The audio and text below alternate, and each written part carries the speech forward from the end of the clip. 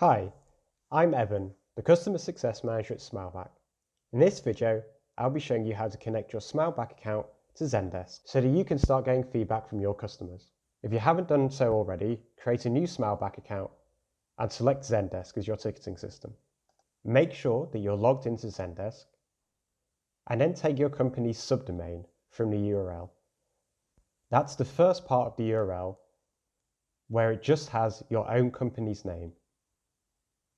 Everything else, the HTTPS and the .zendesk.com are already entered. So copy your company's subdomain and paste it into the relevant box in SmileBack. Then click Connect Zendesk. SmileBack will then connect to Zendesk and ask for permission. You'll see another dialog pop up where Zendesk and SmileBack are asking you for confirmation that you're ready to share data between the two systems. When you agree to this, the connection will then be made. Now, you can create the survey which you're going to add into Zendesk. Upload your company's logo.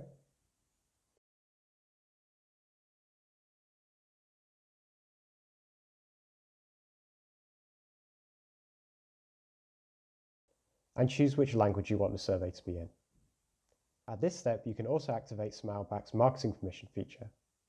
This means that when a customer gives you a positive rating and they write a comment, they'll see a simple checkbox underneath the comment which gives you permission to use whatever they wrote in your marketing materials. This is a great way of getting real testimonials from your real customers. You can then preview a simple version of how our survey looks and check that your logo appears correctly on the comment page.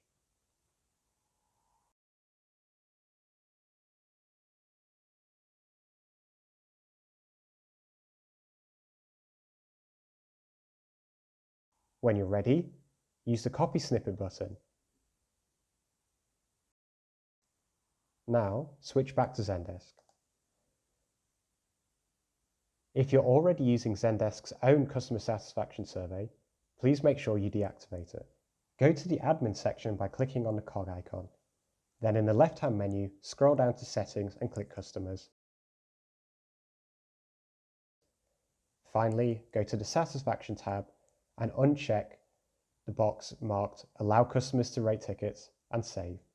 Then to add SmileBack, you need to make sure you have a trigger which will run when you solve a ticket. If you already have one, you can just update it. If not, you'll need to create one. To do this, once again, go to the admin section and then click Triggers. This appears under Business Rules in the left-hand menu. If there's already a trigger for a solved ticket, then you can edit this.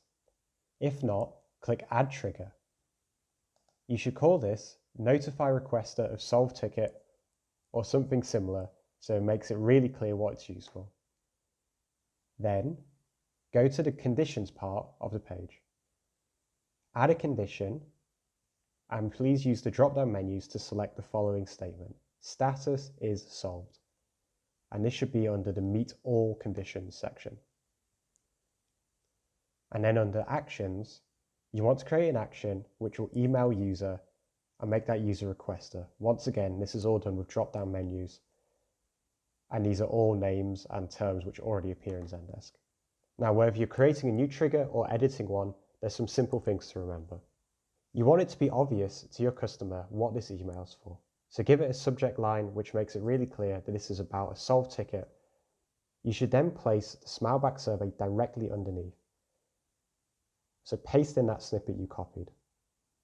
Remember that most people are looking at emails in the preview window on their desktop or on a mobile phone.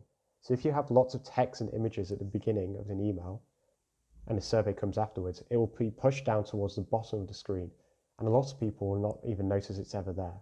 And if you look underneath the email edit window, you can see the words View Available Placeholders.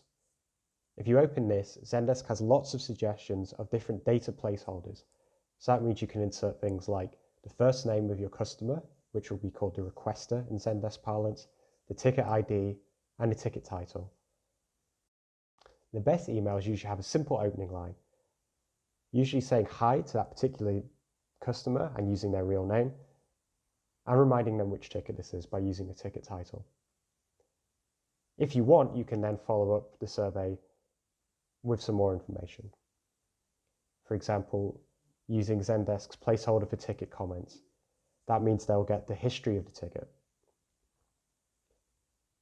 So when you're ready, click Save.